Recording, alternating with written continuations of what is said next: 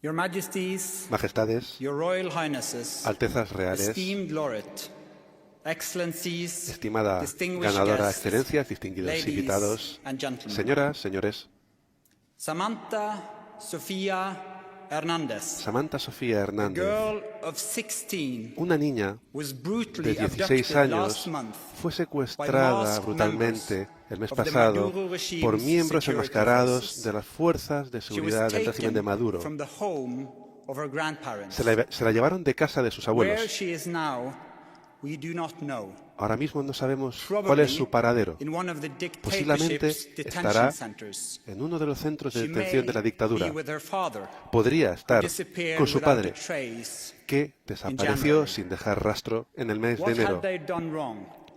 ¿Qué hicieron Her mal? brother was a soldier, Su hermano but refused era soldado, to follow the soldado, regime's pero order se negó a to seguir commit las brutal acts against the órdenes population. del régimen para cometer For that actos brutales offense, contra la the población. entire family must be Por eso, punished.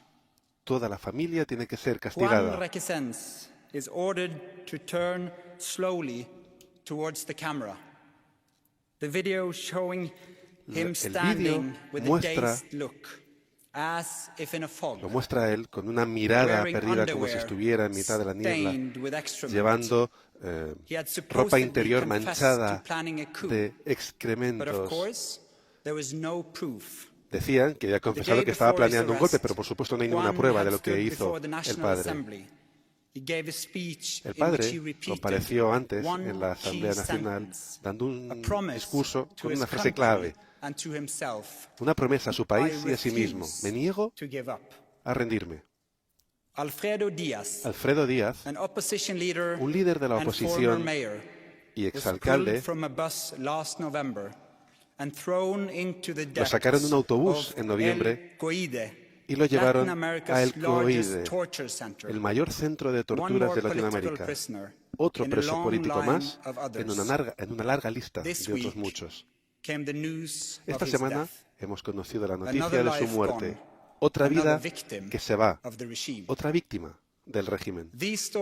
Estas historias no son únicas. Así es Venezuela hoy. Así es como el régimen de Venezuela trata a sus propios ciudadanos. Una hermana, un estudiante, un político. Cualquiera que siga creyendo en decir la verdad podría desaparecer de manera violenta en un sistema construido de manera específica para erradicar estos pensamientos. Samantha, Juan, Alfredo no eran extremistas. Eran venezolanos normales que soñaban con la libertad, con la democracia y con los derechos. Y por esto les han robado sus vidas. Bajo este régimen, los niños también son objetivo. Más de 200 niños fueron arrestados tras las elecciones en 2024. Naciones Unidas ha documentado su experiencia de la siguiente manera: bolsas de plástico atadas en su cabeza, shocks eléctricos en sus genitales, golpes en el cuerpo tan brutales que les cuesta respirar, violencia sexualizada para causar sufrimiento inmenso, agua para beber llena de insectos, gritos que nadie puede parar. Un niño tirado en la oscuridad susurrando una y otra vez el nombre de su madre, con la esperanza que consiga saber que no está muerto. Un niño de 16 años consiguió volver a casa, arrasado por los shocks eléctricos y por unas mordeduras que no podía ni siquiera abrazar a su madre. Durante meses saltaba ante cualquier ruido que oía. De noche se despertaba con pesadillas, convencido de que volvían los soldados para reanudar su tarea. Ahora estamos aquí sentados en el ayuntamiento de Oslo y en el mismo momento hay personas inocentes encerradas en celdas oscuras en Venezuela. Ellos no pueden escuchar los discursos que vamos a dar hoy, solo los gritos de los presos que están siendo torturados. Así es como los poderes autoritarios intentan aplastar a aquellos que defienden la democracia. Las Naciones Unidas han declarado estos actos crímenes contra la humanidad. Este es el régimen de Nicolás Maduro. Venezuela ha evolucionado a un estado autoritario brutal que se enfrenta a una profunda crisis económica y humanitaria. Mientras tanto, una pequeña élite en lo más alto, escudada por el poder político, las armas y la impunidad jurídica, se sigue enriqueciendo. A la sombra de esta crisis, miles de mujeres y de niños son forzados a entrar en la prostitución y en el tráfico de seres humanos. Las hijas desaparecen sencillamente. Los niños son objetos de intercambio en manos de criminales que ven en la desesperación humana una oportunidad de negocio. Una cuarta parte de la población ya ha huido del país. Una de las crisis de refugiados mayores del planeta. Los que siguen en el país viven bajo un régimen que de manera sistemática silencia, acosa y ataca a la oposición.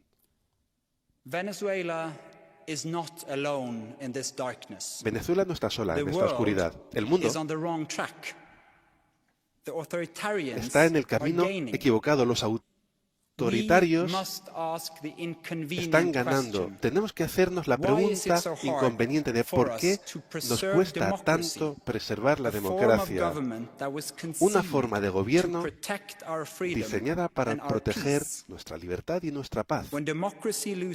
Cuando la democracia pierde, el resultado es más conflicto, más violencia y más guerra. En 2024 se celebraron más elecciones que en ningún otro año anterior, pero cada vez menos son libres y justas. El Estado de Derecho se utiliza de manera equivocada. Los medios independientes se silencian y los críticos son llevados a la cárcel. Cada vez más países, incluyendo aquellos que tienen largas tradiciones democráticas, derivan hacia un autoritarismo y a una militarización. Los regímenes autoritarios aprenden los unos de los otros, comparten tecnología y sistemas de propaganda. Detrás de Maduro está Cuba, Rusia, Irán, China y Hezbollah, proporcionando armas, sistemas de vigilancia y ayudas económicas, haciendo que el régimen sea más brutal y más robusto. Y aún así, en mitad de esta oscuridad, hay venezolanos que se niegan a rendirse, aquellos que mantienen viva la llama de la democracia, que nunca dudan a pesar de los enormes costes personales. Nos recuerdan de manera continua lo que está en juego. Muchos de ellos están hoy aquí con nosotros. Carlos, el poeta. Claudia, la activista. Pedro, el profesor de universidad. Ana Luisa, la enfermera. Corina, la abuela. Antonio, el político de la oposición. El presidente electo de Venezuela, Edmundo González Urrutia.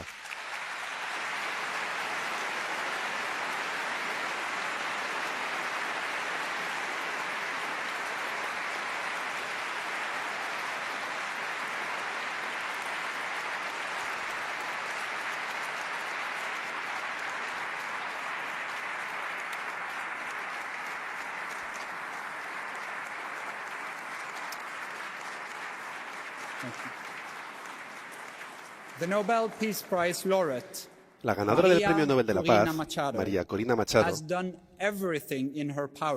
ha hecho todo lo que estaba en su poder para asistir a la ceremonia, hoy aquí. Un viaje en una situación de extremo peligro. A pesar de que no va a poder llegar a esta ceremonia y a los acontecimientos de hoy, estamos profundamente contentos de confirmar que ella está a salvo y que estará con nosotros aquí en Oslo.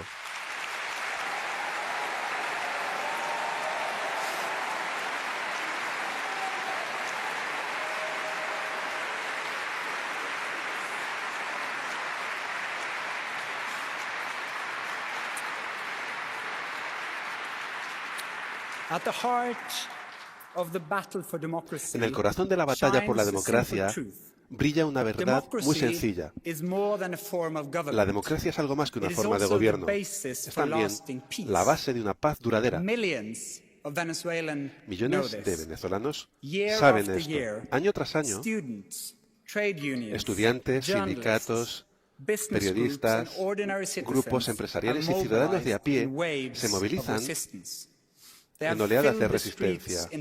Llenan las calles a modo de protesta. Cuando se llevaron sus votos, cogieron cacerolas y sartenes. Cuando la vigilancia del Estado no puedes escapar de ella, ellos susurran. Personas de todos los espectros políticos, de los comunistas a los conservadores, se han levantado para desafiar al régimen. La oposición ha intentado todas las estrategias. Luchan, como dicen, no por rechazo, no por venganza, sino por justicia, por la democracia y por la paz. Pero se les dice, como respuesta, que todo eso es imposible, que fracasarán. Y cuando los venezolanos piden al mundo que el mundo preste atención, nosotros miramos a otro lado. Han perdido sus derechos, sus alimentos, su salud, su seguridad y, en último término, sus propios futuros. Y el mundo, gran parte del mundo, sigue con la vieja narrativa. Algunos insisten que Venezuela era una sociedad idealista, igualitaria. Otros solo ven una lucha contra el imperialismo. Pero aún así otros deciden interpretar la realidad de Venezuela como poco más que una competición entre superpotencias, eligiendo la valentía. Lo que todos estos observadores tienen en común es lo siguiente: la traición moral de aquellos que ahora mismo viven bajo este régimen brutal. Si solo apoyamos a las personas que tienen tus opiniones políticas, no hemos entendido ni la libertad ni la democracia. Muchos críticos se detienen ahí y ven que las fuerzas democráticas locales cooperan por necesidad con actores con los que no comparten su opinión.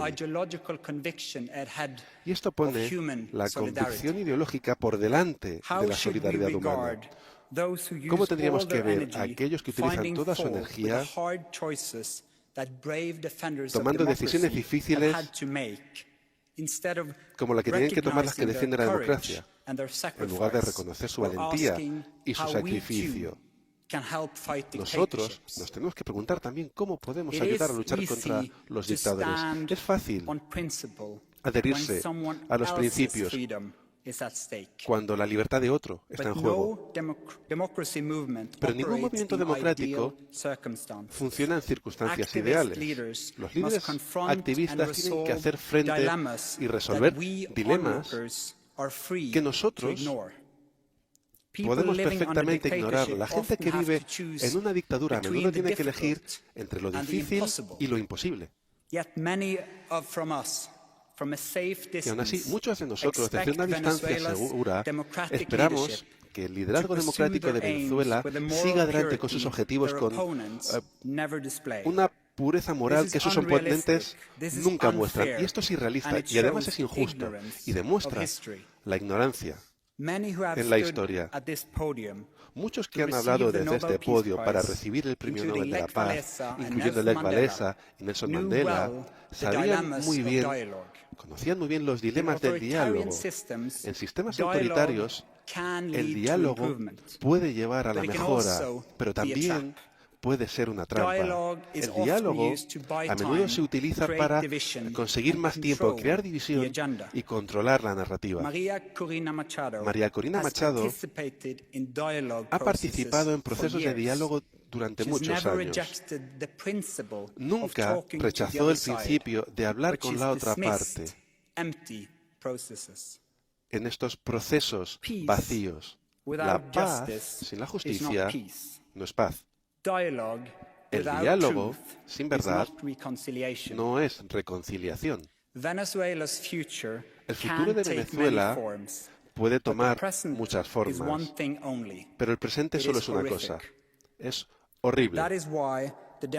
Por esto, la oposición puede tomar muchas formas, pero el presente solo es una cosa. Es horrible. Por esto, la oposición democrática en Venezuela debe contar con nuestro apoyo,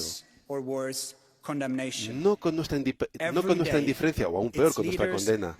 Cada día sus líderes tienen que elegir un camino que de hecho está abierto para ellos.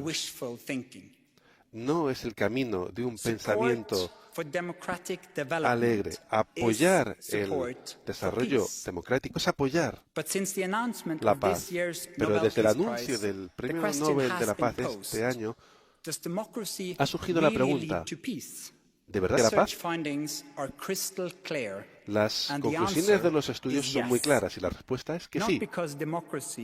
No porque la democracia sea perfecta, sino porque los mecanismos de la democracia hacen que la guerra sea menos probable.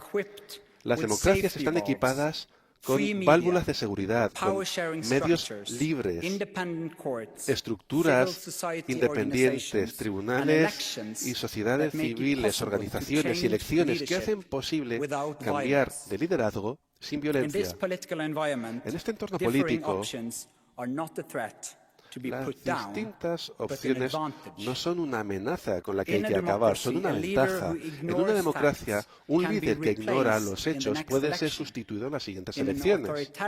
En un régimen autoritario, el líder permanece en el poder y sustituye a todo aquel que diga verdades incómodas. La lealtad ocupa el lugar de la realidad y se toman decisiones peligrosas en la oscuridad. La guerra siempre es costosa, pero los regímenes autoritarios no son los líderes los que pagan el precio más alto.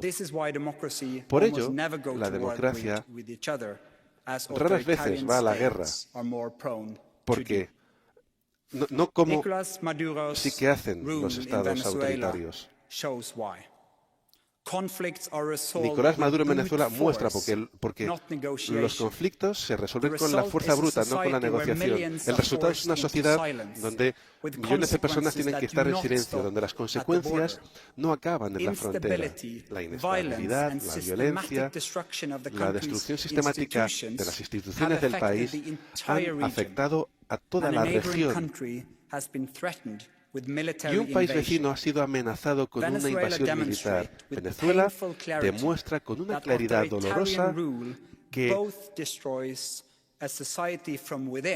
un país autoritario destroza a la sociedad desde dentro y extiende la inestabilidad hacia afuera.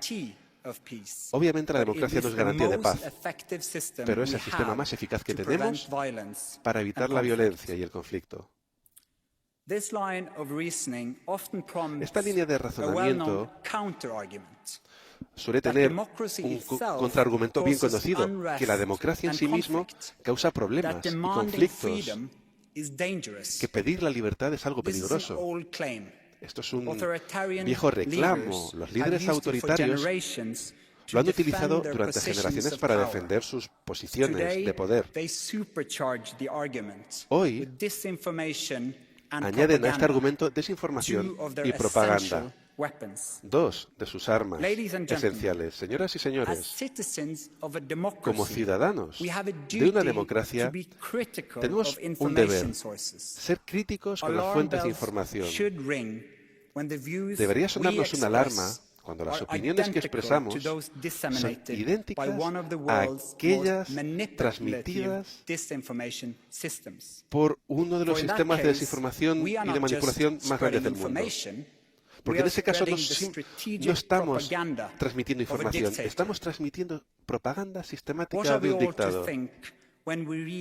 ¿Qué tenemos que pensar cuando leemos que es la oposición de Venezuela la que amenaza al país con la guerra? Que el movimiento democrático desea una invasión. Cuando a la narrativa se le da la vuelta completamente y cuando las víctimas se las tilda de agresores. Esta es una versión de la realidad que el régimen de Maduro cuenta al mundo. Que ellos son los garantes de la paz. Pero la paz, basada en el miedo, en el silencio y en la tortura, no es paz. Es sumisión, representada como estabilidad. No, la fuente de la violencia no son los activistas democráticos, son aquellos que están en lo más alto, que se niegan a dejar el poder. No es Nelson Mandela quien hizo Sudáfrica violento, sino el régimen del apartheid que aplastó las demandas de igualdad. Los grupos de la oposición no comenzaron los encarcelamientos en Bielorrusia, las ejecuciones en Irán o la persecución en Venezuela. La violencia viene de los regímenes autoritarios cuando arremeten contra las peticiones populares de cambio. La paz y la democracia no se pueden separar sin vaciar ambas de significado. Una paz duradera que dependa del Estado de Derecho, en la participación política y en el respeto de la dignidad humana es lo necesario. Antes de hablar de desacuerdos políticos, tenemos que crear cierta forma de democracia, porque sin ella no habrá una diferencia significativa entre izquierda y derecha, no habrá manera de estar en desacuerdo de manera legítima, no habrá una política genuina. La democracia no es un lujo, no es un adorno que se pone en una estantería. La democracia es trabajo duro, es acción, es negociación, es una obligación. Los instrumentos de la democracia son los instrumentos de la paz. Hoy nos reunimos aquí, por lo tanto, para defender algo mucho más importante que cualquier lado de un partido político. Estamos aquí reunidos para defender la democracia en sí misma, las bases sobre las cuales descansan la paz duradera. Cuando la gente se niega a renunciar a la democracia, se niega a renunciar a la paz. Una vez que entendemos, alguien que ha entendido esto es María Corina Machado. Como fundadora de Súmate, una organización dedicada a construir la democracia, la señora Machado dio un paso adelante para defender elecciones justas y libres desde hace más de 2 décadas. Tal y como ya he dicho, era decidir y poner por delante a las papeletas por delante de las balas. La señora Machado ha defendido la independencia judicial, los derechos humanos y la representación popular. Ha dedicado años trabajando por la libertad del pueblo venezolano. Las elecciones presidenciales de 2024 fueron un factor clave en la selección de la ganadora del Premio Nobel de la Paz este año. La señora Machado fue la candidata de la oposición a presidenta y la voz unificada del país en pro de la esperanza. Cuando el régimen decidió bloquear su candidatura, el movimiento pudo haberse venido abajo, pero a través de su apoyo y el de Edmundo González Urrutia y la oposición, permanecieron unidos. La oposición encontró un terreno común en la demanda de elecciones libres y de un gobierno representativo. Esta es la base misma de la democracia. Nuestro deseo compartido de defender el principio de un gobierno popular, aunque estemos en desacuerdo en las políticas. En un momento en el que la democracia está amenazada en todo el mundo, es más importante que nunca defender este terreno común. Cientos de miles de voluntarios se han movilizado de todos los ámbitos políticos. Fueron entrenados como observadores electorales y han utilizado la tecnología de nuevas maneras para documentar cada etapa de las elecciones. Hasta 1 millón de personas vigilaron los colegios electorales en todo el país, tomando fotografías de los recuentos, de las actas, antes de que el régimen los destruyera. Han defendido esta documentación con sus vidas para que el mundo pudiera conocer el resultado de las elecciones. Esto ha sido una movilización de base sin parangón en Venezuela. Han defendido esta documentación con sus vidas para que el mundo pudiera conocer el resultado de las elecciones. Esto ha sido una movilización de base sin parangón en Venezuela y posiblemente en el mundo. Ciudadanos de a pie, de todos los ámbitos de la vida, realizando un trabajo de documentación de alta tecnología en una amenazas, vigilancia y violencia. Los esfuerzos de este movimiento por la democracia, tanto antes como después de las elecciones, han sido innovadores y valientes, pacíficos y democráticos.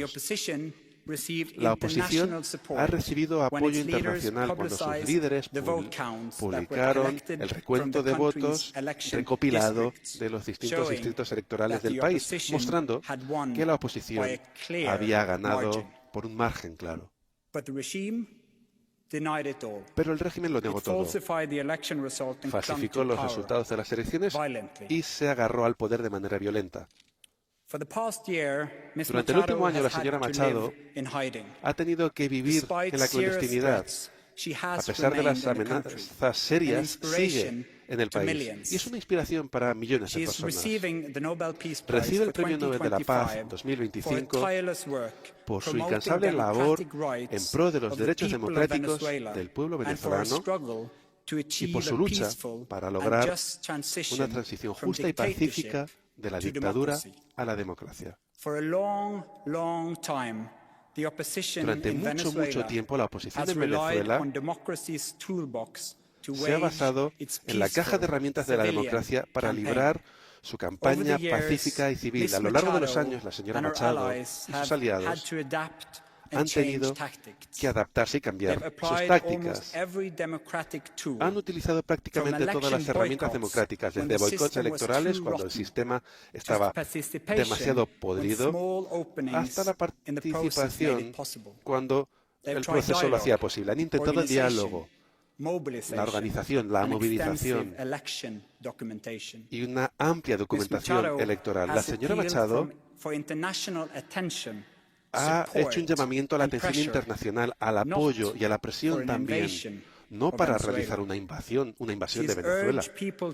Ha pedido a la gente que defienda los derechos utilizando medios pacíficos, democráticos. Las investigaciones sobre la paz lo muestran claramente. La movilización no violenta, amplia, clara, es uno de los métodos más efectivos para lograr el cambio político en una dictadura. Cuando una población se moviliza y cuando la comunidad internacional ejerce una firme presión, las fuerzas de seguridad y armadas se abstienen de utilizar la violencia contra su población. Un punto de inflexión que puede llegar. Como líder del movimiento democrático en Venezuela, María Corina Machado es uno de los ejemplos más extraordinarios de valentía civil en la reciente historia de Latinoamérica. El premio Nobel de este año cumple los 3 criterios definidos en el testamento de Alfred Nobel. Primero, la oposición venezolana ha unido a movimientos políticos, organizaciones civiles y ciudadanos de a pie en la búsqueda de un objetivo, la restauración de la democracia, uniendo a diversos grupos que previamente se oponían los unos a los otros. Eso es el equivalente moderno de lo que Alfred Nobel llamaba celebrar congresos de paz. Segundo, el movimiento democrático de Venezuela se ha opuesto a la militarización de la sociedad del régimen. El régimen ha armado a miles de grupos, autorizando bandas paramilitares para que cometan abusos e invitando a fuerzas militares extranjeras a que entren en el país, acelerando, por lo tanto, la militarización de Venezuela. Y al documentar los abusos y exigir la rendición de cuentas, la oposición busca fortalecer la autoridad civil democrática y hacer retroceder la influencia de las armas. Esto priva a los criminales y a las milicias ligadas con el régimen de sus armas y cumple el criterio de Alfred Nobel de buscar la paz a través del desarme. Tercero, la verdadera fraternidad, tal y como la imaginó Alfred Nobel, requiere democracia. Solo cuando la gente puede elegir a sus líderes y hablar sin miedo, la paz puede echar raíces, ya sea dentro de una sociedad o entre países. La democracia es la forma más alta de compañerismo y el camino más corto hacia la paz. Por ello, aquí, hoy, en este salón, con toda la gravedad que acompaña al Premio Nobel de la Paz y a esta ceremonia anual, diremos lo que los líderes autoritarios más temen. Su poder no es permanente. Su violencia no prevalecerá por encima de la gente que se levanta y resiste. Señor Maduro, acepte el resultado de las elecciones y dimita.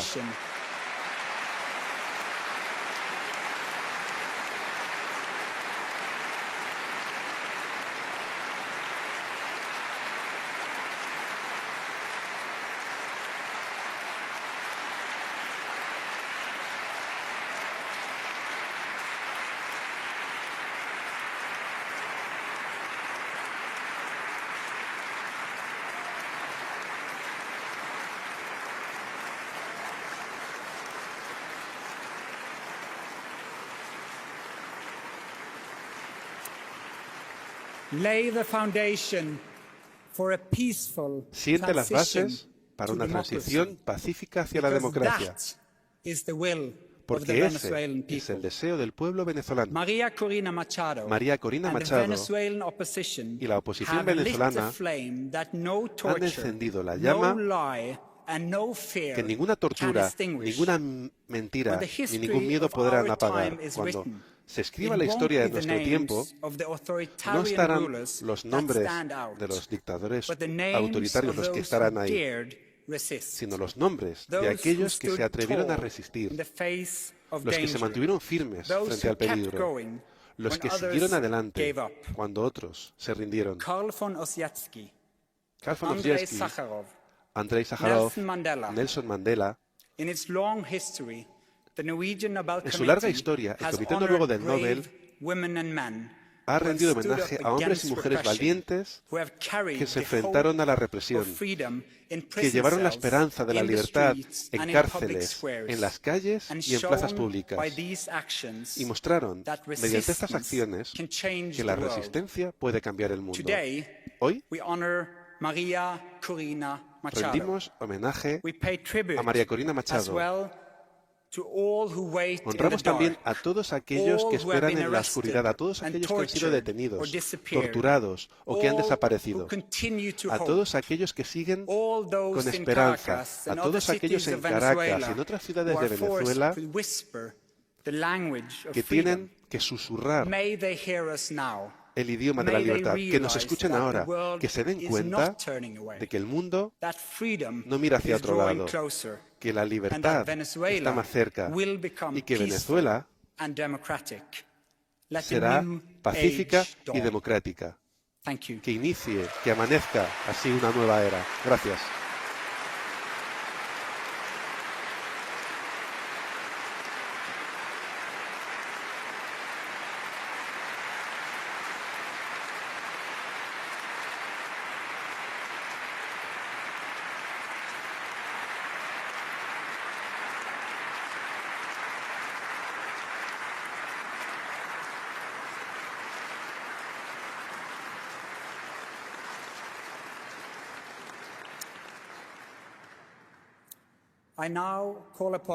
Y ahora pido a Ana Corina Sosa Machado, la hija de la ganadora del Premio Nobel de la Paz 2025,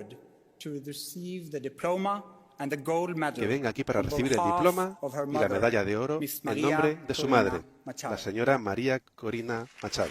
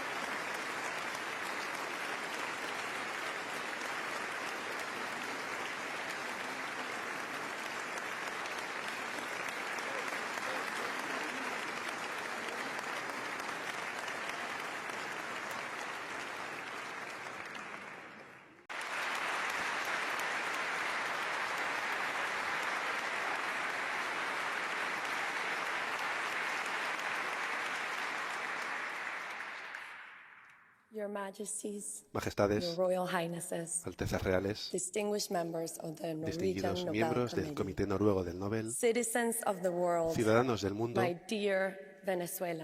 mis queridos venezolanos, lo primero, quiero expresar nuestra infinita gratitud en nombre de mi familia, en nombre de todo un país, al Comité Noruego del Nobel. Gracias a ustedes, esta lucha de todo un pueblo en pro de la verdad, de la libertad, de la democracia y la paz, hoy se ve reconocida en todo el mundo. Estoy aquí en nombre de mi madre, María Corina Machado, que ha unido a millones de venezolanos en un esfuerzo extraordinario que ustedes honran con el Premio Nobel de la Paz. Y aunque ella no ha podido estar aquí y formar parte de esta ceremonia, he de decir que mi madre nunca incumple una promesa. Y por eso, con toda la alegría de mi corazón, les puedo decir que en unas horas vamos a poder abrazarla aquí en Oslo tras 16 meses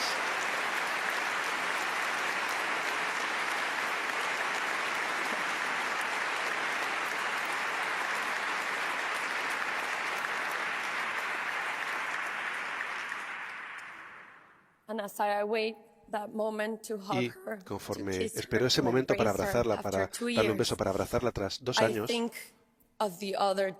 pienso en las otras hijas e hijos que no pueden ver a sus madres hoy.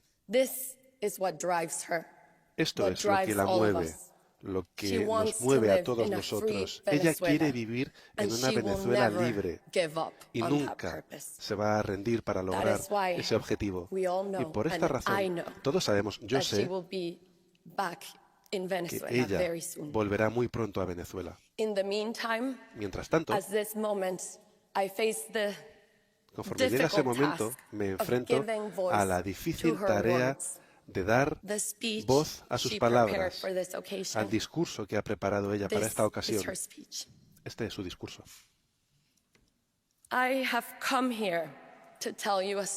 He venido aquí para contarles una historia, la historia de un pueblo y de su larga marcha hacia la libertad. Esta marcha me trae hoy aquí como una sola voz entre millones de venezolanos que se levantaron una vez más para reclamar el destino que siempre fue suyo. Venezuela nació de la audacia, moldeada por pueblos y culturas entrelazadas. De España heredamos un idioma, una cultura y una fe que se fusiona con las raíces indígenas ancestrales, africanas también nuestras. En 1811 redactamos la primera constitución del mundo hispanohablante, una de las primeras constituciones republicanas de la Tierra, afirmando la idea radical de que todos los seres humanos tienen una dignidad soberana. Esta Constitución consagra la ciudadanía, los derechos individuales, la libertad religiosa y la separación de poderes. Nuestros ancestros llevaban la libertad a sus espaldas, cruzaron todo un continente desde las orillas del Orinoco a los altos del Potosí para ayudar a las sociedades a tener ciudadanos libres e iguales, con la convicción de que la libertad nunca es plena salvo que se comparta. Desde el principio hemos creído en algo sencillo e inmenso, que todos los seres humanos hemos nacido para ser libres. Esa convicción se convirtió en nuestra alma nacional. En el siglo XX, la Tierra se abre en 1922, el reventón en La Rosa erupcionó durante 9 días. Una fuente de petróleo y posibilidades. En la paz, esa riqueza la convertimos en un motor de conocimiento e imaginación. A través del ingenio de nuestros científicos, erradicamos las enfermedades. Construimos universidades con prestigio mundial, museos, salas de conciertos. Mandamos a miles de venezolanos al extranjero con becas, confiando en que volvieran para transformar nuestro país. Nuestras ciudades brillaron. Forjamos acero, aluminio e hidroenergía, sabiendo que Venezuela podría hacer aquello que se propusiera. Y Venezuela también se convirtió en un refugio. Abrimos nuestros brazos a migrantes y exiliados de todos los rincones del mundo. Españoles que huían de la guerra civil, italianos y portugueses que escapaban de la pobreza y de la dictadura, judíos tras el Holocausto, chilenos, argentinos y uruguayos que huían de regímenes militares, cubanos que escapaban del comunismo, familias de Colombia, de Líbano, de Siria que buscaban la paz. Les dimos hogares, escuelas, seguridad y se convirtieron en venezolanos. Esto es Venezuela.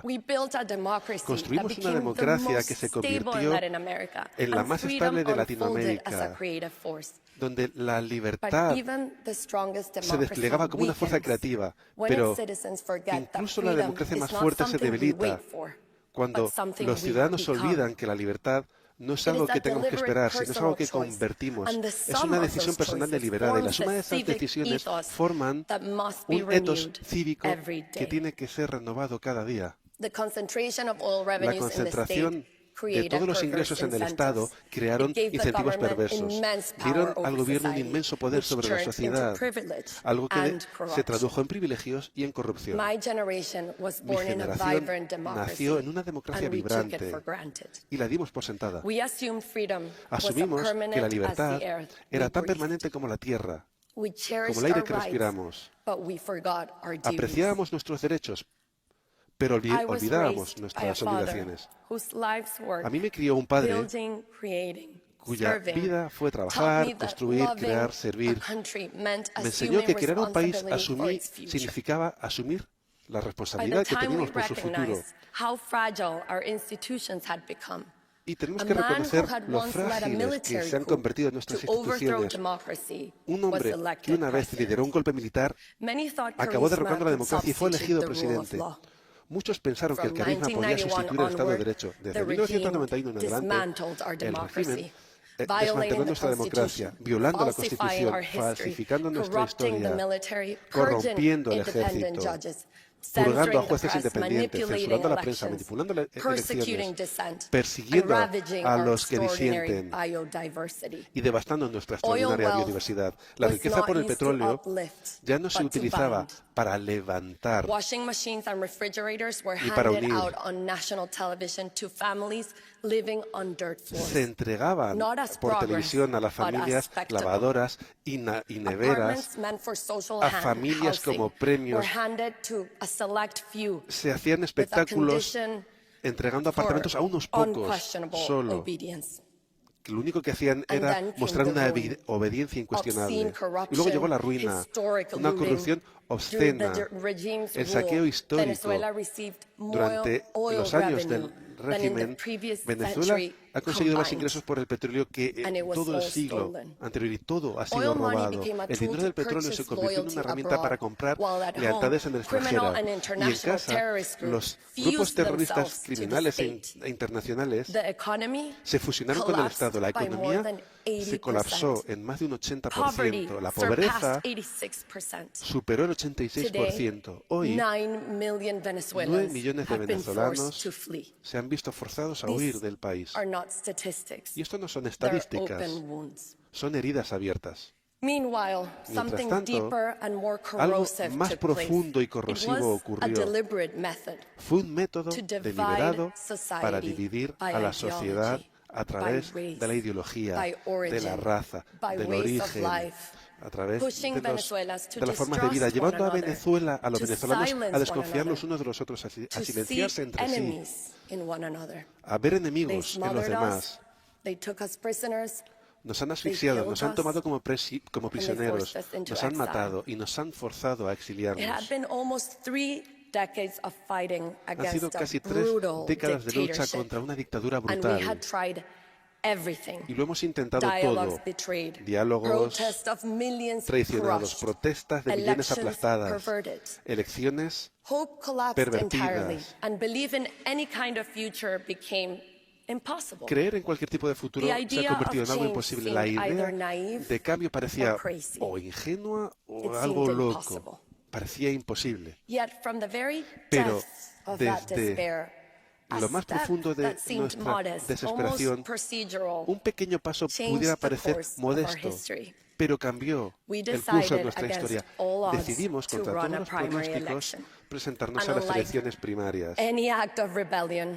Y como cualquier acto de rebeldía, elegimos confiar en la gente, redescubrirnos los unos a los otros. Viajamos por carretera, por caminos polvorientos, en un país donde había apagones constantes y comunicaciones que se cortaban, con la prohibición de publicitarnos, sin dinero, donde los medios no nombraban nuestro nombre. Cruzamos el país simplemente con nuestras convicciones. El boca a boca fue una red de esperanza y se expandió más rápido que ninguna otra campaña, porque el deseo por la libertad estaba muy vivo dentro de nosotros y nunca había muerto.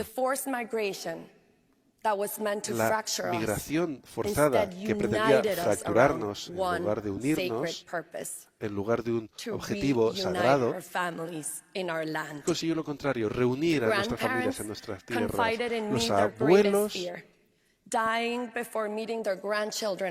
Muchos murieron mientras tenían a sus nietos en el extranjero. Niñas que querían que sus madres volvieran a nuestro continente.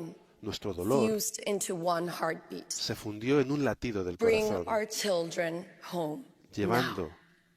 El objetivo era traer a nuestros hijos a casa. En mayo de 2023, durante un meeting,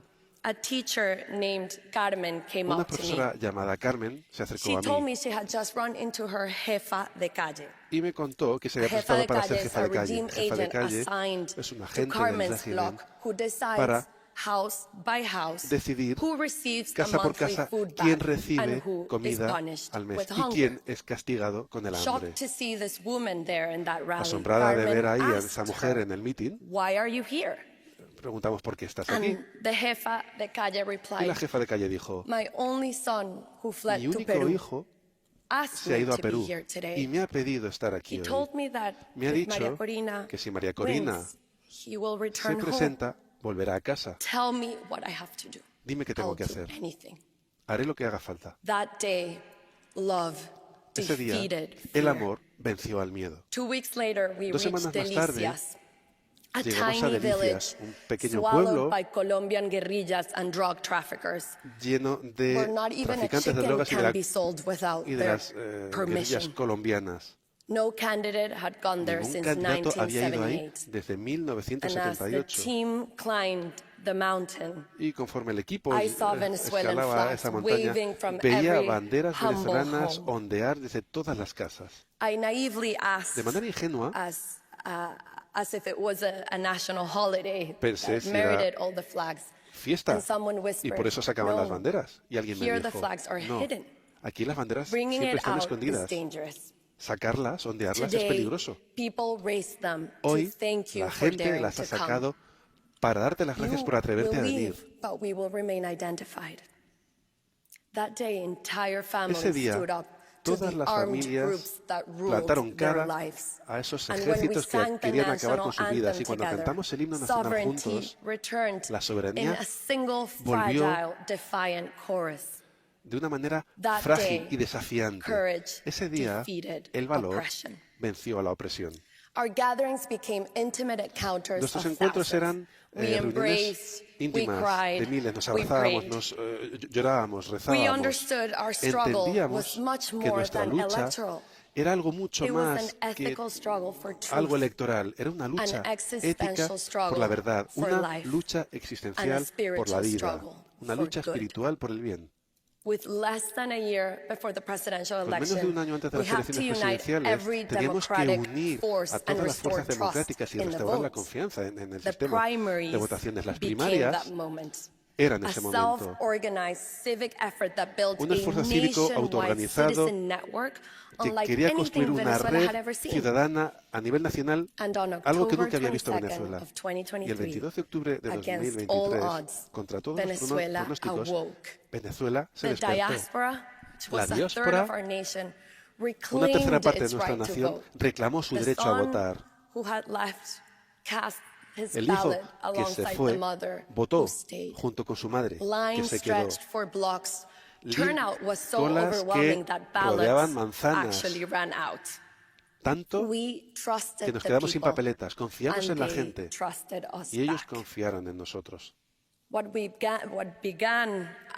que comenzó como un mecanismo para legitimar el liderazgo se convirtió en el renacimiento de la confianza de una nación en sí misma. Ese día recibí el mandato, la responsabilidad, una responsabilidad que trasciende a cualquier ambición individual. Con humildad y siendo plenamente consciente, me di cuenta de lo que se me había confiado. Amenazado por esa verdad, el régimen me prohibió presentarme a presidenta. Fue un duro golpe, pero los mandatos pertenecen al pueblo. Nos propusimos encontrar otro candidato que pudiera ocupar mi lugar, Edmundo González Urrutia, y un paso adelante. un exdiplomático calmado. El régimen creía que no suponía ninguna amenaza, pero lo subestimaban. Subestimaban a millones de ciudadanos, una sociedad plurante y vibral que en toda su diversidad ha encontrado la unidad en un objetivo común. Comunidades, partidos políticos, sindicatos, estudiantes, sociedad civil, todos unidos, trabajando como uno para que la voz de una nación pudiera ser escuchada. Estábamos a 3 meses del día de las elecciones y casi nadie conocía su nombre. Pero los votos no eran suficientes. Teníamos que defenderlos.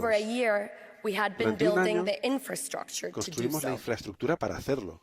600.000 voluntarios en 30.000 centros electorales, aplicaciones, plataformas digitales, call centers en la diáspora, escáneres, antenas de Starlink, ordenadores portátiles, ocultos en camiones de comida, de fruta que llegaban a todos los rincones de Venezuela. Una herramienta para la libertad. Sesiones de formación secretas que hicimos al amanecer en la parte de atrás de las iglesias, en sótanos. Y por último, llegó el día de las elecciones, el 28 de julio de 2024. Antes del amanecer ya había colas rodeando manzanas, con una esperanza silenciosa y temblorosa llenando el aire. Hicimos el seguimiento en todos los estados y ciudades. Y entonces, el recuento electoral, las famosas actas, la prueba sagrada del deseo de la gente que comenzó a aparecer, a emerger, primero por teléfono, luego por WhatsApp, luego con fotografías, luego con escaneos y al final, traídos a mano, llegaron desde todas las partes de Venezuela. Una erupción de verdad, porque miles de ciudadanos arriesgaron su libertad para proteger todo esto.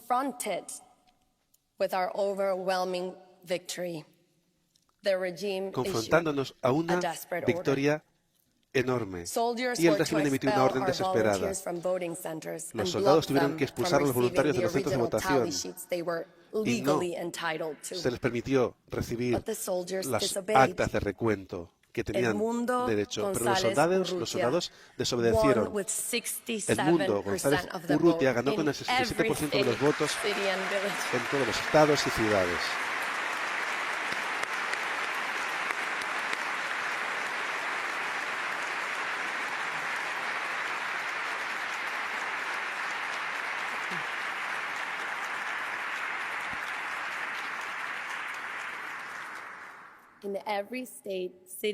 En cada estado, ciudad, pueblo, cada recuento nos contaba la misma historia. En horas fueron digitalizados y publicados en nuestra página web para que todo el mundo lo pudiera ver.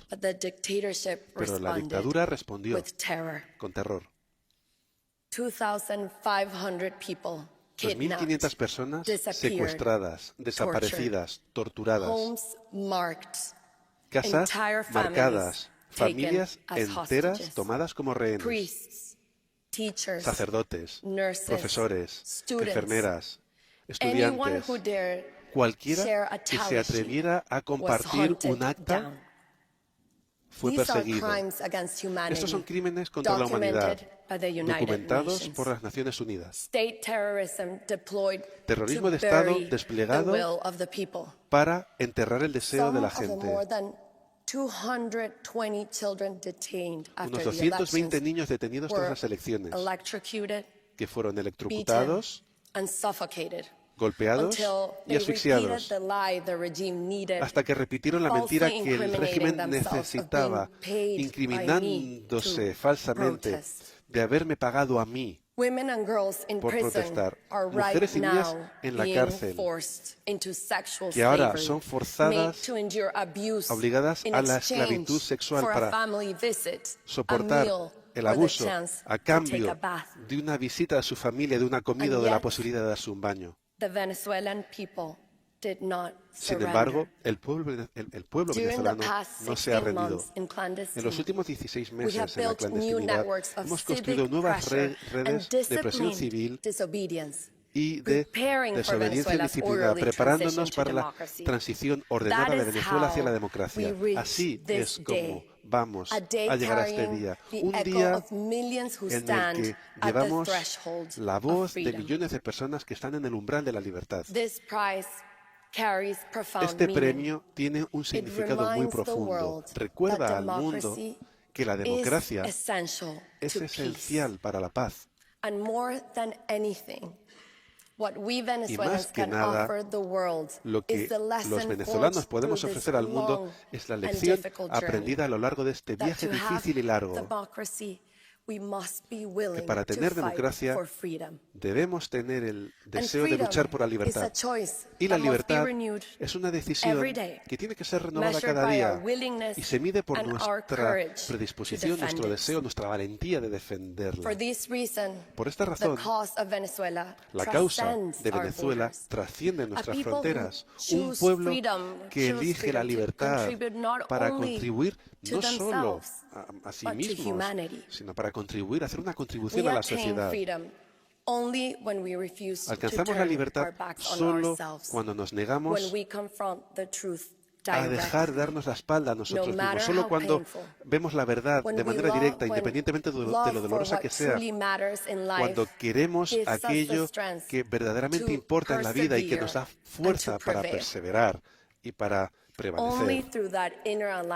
Solo a través de esa alineación interna, de esa integridad vital, podemos cumplir nuestro destino. Solo así podemos convertirnos en lo que somos en verdad, capaces de vivir una vida digna de ser vivida.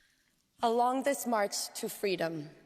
largo de esta marcha hacia la libertad, hemos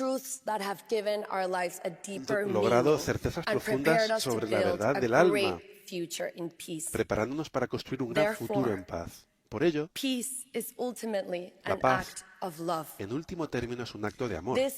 Este amor ya ha puesto nuestro futuro en movimiento. Venezuela volverá a respirar. Abriremos las puertas de las cárceles y veremos a los miles de aquellos que han sido injustamente detenidos salir para que les bañen los rayos del sol.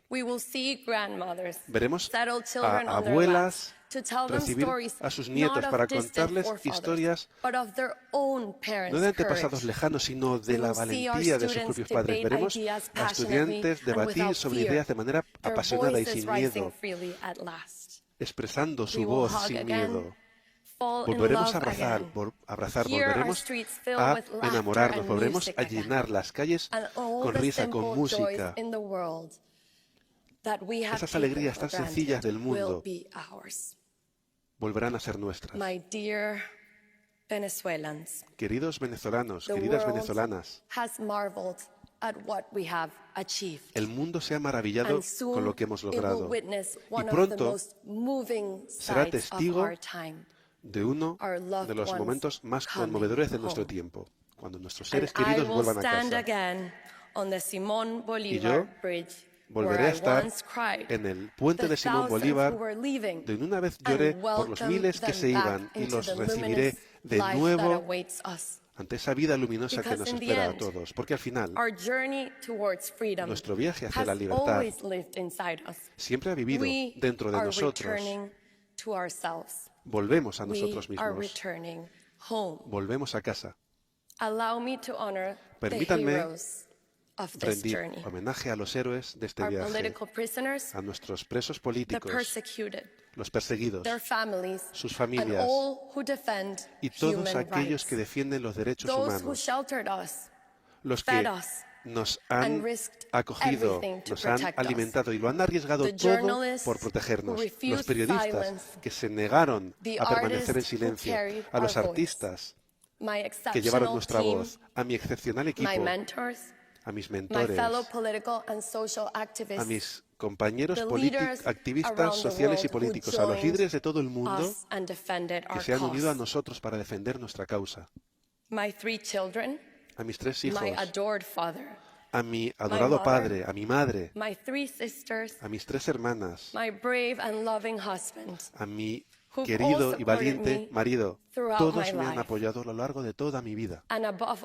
Y por encima de todo, a los millones de venezolanos anónimos que han arriesgado sus casas, sus familias, sus vidas por amor. A ellos pertenece este honor. A ellos pertenece este día. A ellos pertenece el futuro. Gracias.